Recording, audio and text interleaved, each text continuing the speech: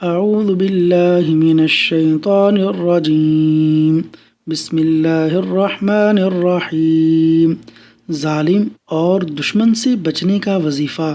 نبی اکرم صلی اللہ علیہ وسلم جب کسی قوم سے خوف محسوس کرتے تو یہ دعا پڑھتے: اللہم انا نجعلک فی نحورہم، اللہم انا نجعلک فی نحورہم ونعوذ بک من شرورہم۔